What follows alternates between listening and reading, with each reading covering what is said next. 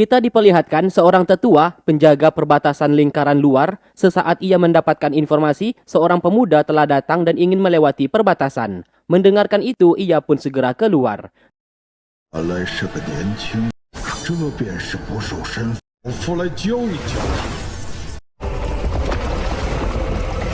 Ternyata pemuda itu adalah Hong Ye. Karena ia menggunakan topeng, tetua di sana tidak tahu pria di hadapannya adalah ketua aliansi Yiki. Ia pun melarang siapapun untuk lewat. Karena seperti yang diketahui, di balik tembok pembatas di sana terdapat siluman rubah. Hong Ye lantas mengeluarkan pedangnya dan membelah tembok pembatas tersebut. Hal itu membuat tetua di sana sangat terkejut melihat ia memiliki kemampuan sebesar itu.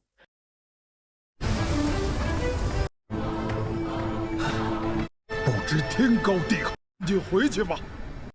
那就得罪了。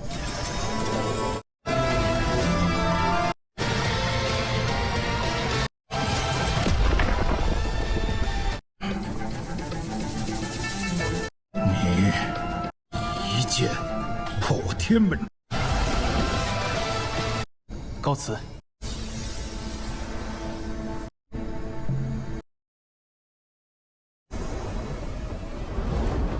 Setelah tiba di wilayah lingkaran luar, mereka pun melihat pohon kebencian di sana. Hong Ye akhirnya menemukan ayahnya yang ternyata sudah meninggal dunia.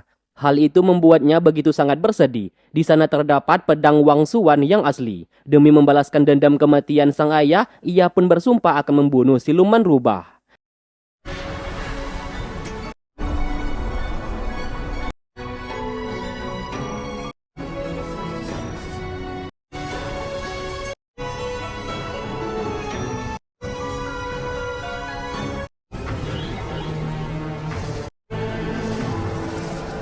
Terlihat siluman rubah sangat senang karena selama ini ia sudah menunggu kehadiran mereka. Hong Ye dan kawan-kawan segera membentuk formasi dan melancarkan serangan. Siapa sangka seperti yang diduga siluman rubah begitu sangat kuat. Bahkan formasi itu hancur berkeping-keping dan mereka terlempar ke dunia ilusi yang terpisah.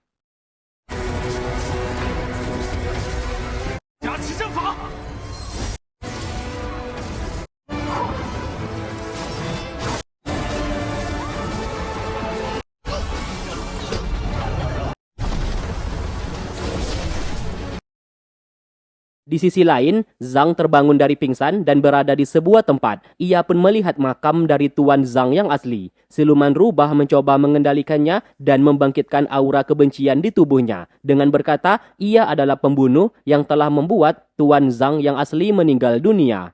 Untung saja, Zhang mampu bertahan dari ilusi tersebut dan balik menyerangnya. 随我一起杀光阿那人。 会与你为伍。阿远， Tiba-tiba, King Mu yang telah dikendalikan langsung menyerangnya. Pertarungan pun sempat terjadi karena Zhang tidak mungkin melukai wanita yang sangat ia cintai. Alhasil ia pun menerima serangan tersebut hingga berakhir meninggal dunia. 快醒过来！ 杀了他！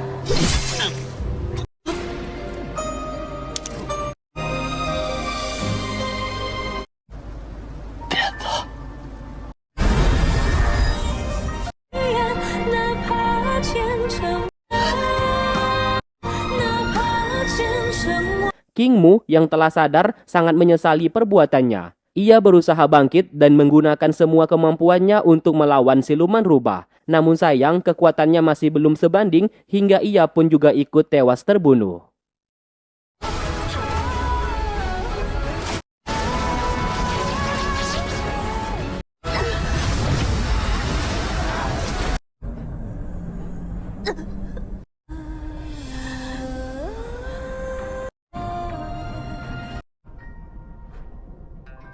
Sementara itu, mereka berdua juga diserang habis-habisan oleh siluman rubah. Suzhou dibuat menjadi lumpuh dan tidak bisa bergerak.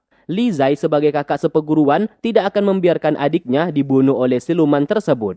Ia pun menggunakan formasi pelindung demi bisa bertahan dari serangan siluman rubah di sana.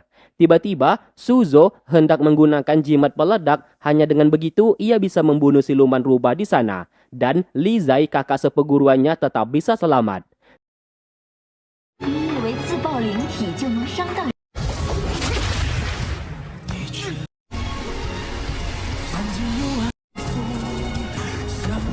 善意，月光浮沉。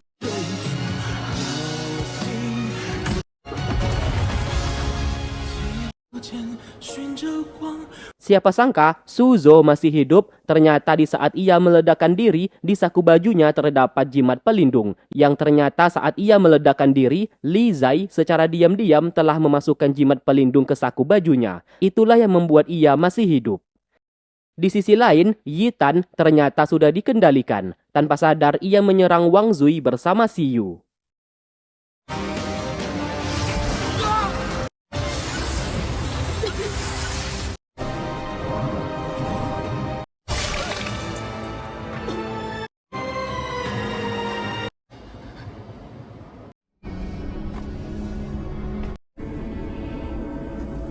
Tak lama kemudian, Hong Ye datang ke sana. Ia sangat terkejut melihat apa yang terjadi saat ini. Yi Tan tertunduk lesu sambil meminta maaf dan mengakui ia dikendalikan oleh siluman rubah dan menghabisi mereka. Untuk menebus kesalahannya, ia pun menyongkel mata langitnya yang sebelumnya dikendalikan oleh siluman tersebut. Lalu kemudian ia hancurkan. Karena hal itu, ia pun meninggal dunia dan bisa menyusul kepergian Wang Zui.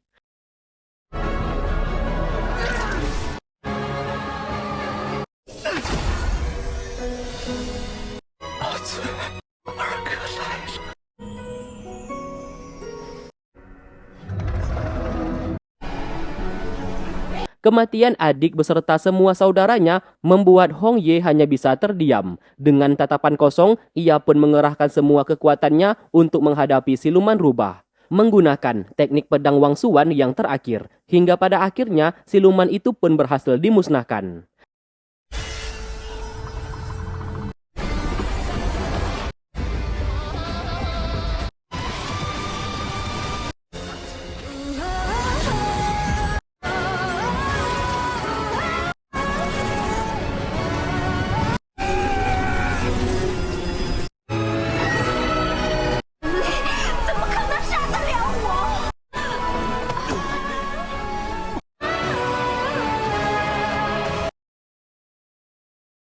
Sementara itu, Hua Zu mendapatkan informasi yang sangat mengejutkan. Pelayannya di sana berkata ia melihat tadi malam Jin Feng menyuruh salah satu murid untuk meracuni ayahnya. Tidak hanya itu, pelayan di sana juga melihat dengan mata kepalanya sendiri Jin Feng menyerap kekuatan api suci murni dan membunuh pemimpin keluarga Dongfang.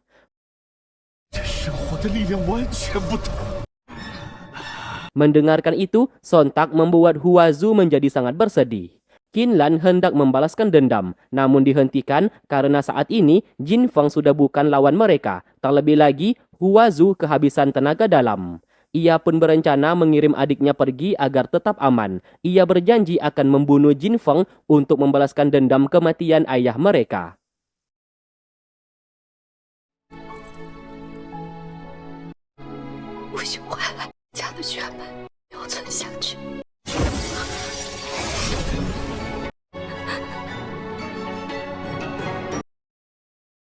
Sementara itu, Hong Ye telah kembali. Ia masih meratapi kesedihan setelah kehilangan semua saudaranya. Hatinya hancur berkeping-keping sehingga membuatnya kehilangan semangat untuk hidup.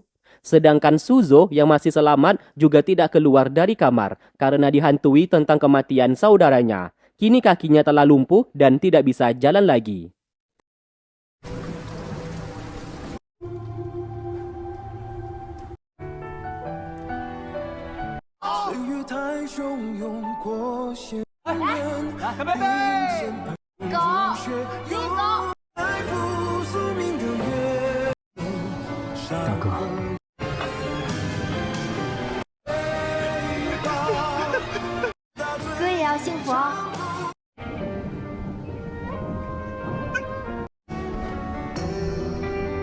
Adegan lalu melompat 2 bulan kemudian. Saat ini, Hua Zu dikurung oleh Jin Feng dan di sana Jin Feng berkata Hong Ye dan seluruh saudaranya pergi ke lingkaran luar untuk membunuh siluman rubah. Siluman itu berhasil dibunuh, namun Hong Ye beserta yang lainnya juga sudah tewas terbunuh. Ia pun memintanya untuk tidak usah memikirkan masalah itu lagi, sebab bagaimanapun juga Hong Ye tidak akan pernah kembali.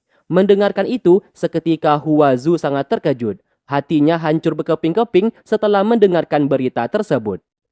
Di malam hari, Qin Lan yang berhasil kabur saat ini sedang dikejar oleh pasukan milik Jin Feng. Keberadaannya sempat ketahuan, namun ia berhasil melarikan diri dan berencana mencari bantuan.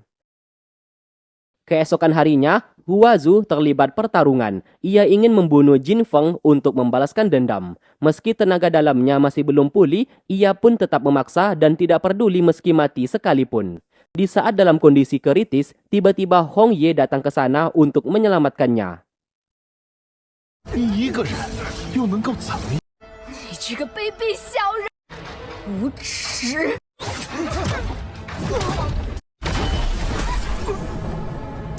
医师，这剑气。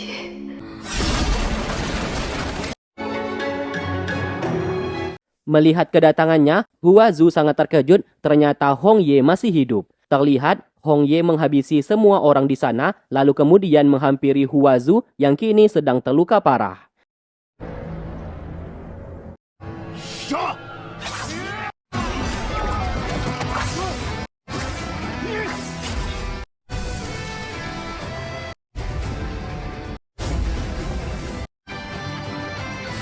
Tidak terima akan kedatangannya, Jin Feng melancarkan serangan, namun sayang serangannya itu berhasil dipatahkan oleh pedang Wang Suan.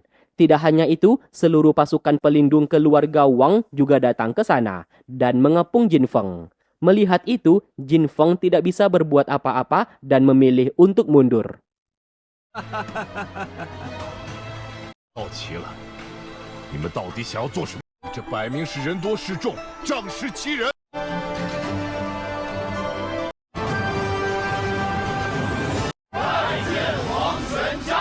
两可，握起了天下最。 Singkat cerita, mereka berdua pun melangsungkan pernikahan. Karena sebelumnya, Hong Ye pernah berjanji setelah semua masalah ini selesai, ia akan datang melamarnya.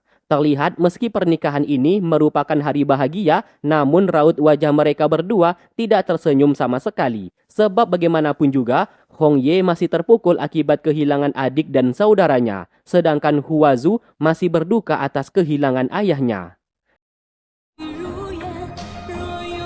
红叶已胜过一切了。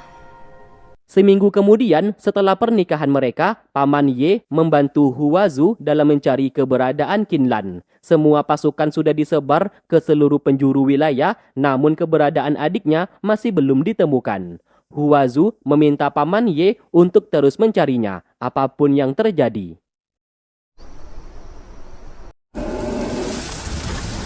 Di sisi lain, Jin Feng terus melatih kekuatan api suci miliknya. Tiba-tiba dari arah belakang, Huazu datang untuk membunuhnya. Pertarungan pun sempat terjadi, namun siapa sangka Jin Feng yang sekarang sudah jauh lebih kuat dari yang sebelumnya.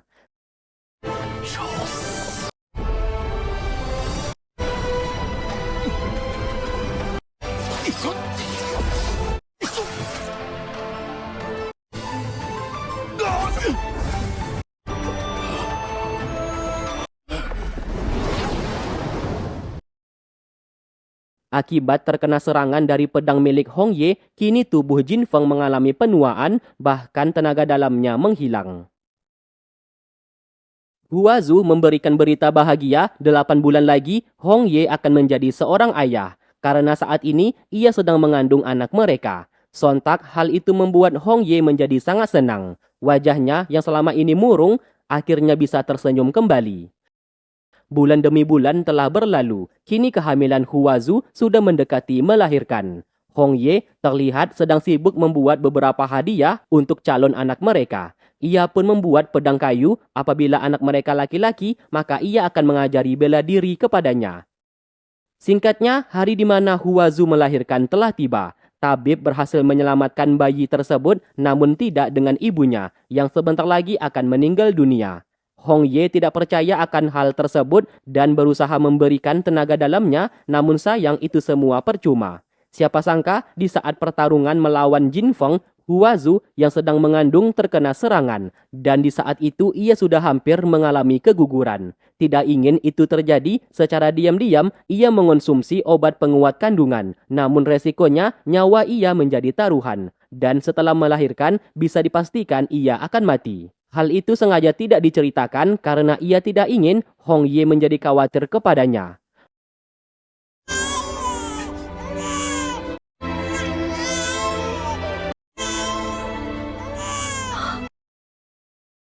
Beberapa tahun kemudian, setelah Huazu tiada, Hong Ye sering mendatangi makamnya bersama putra mereka yang diberi nama Fu Gui.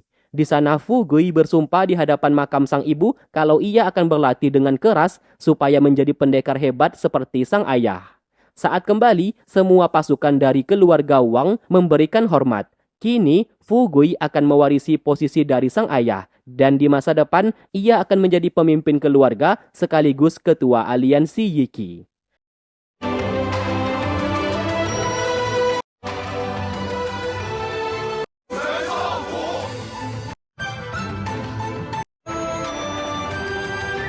Dan film pun selesai. Oke, terima kasih buat kalian yang sudah stay tune terus di channel ini dan menunggu video-video yang aku upload. Sampai berjumpa di alur cerita film yang lainnya. Wassalamualaikum warahmatullahi wabarakatuh.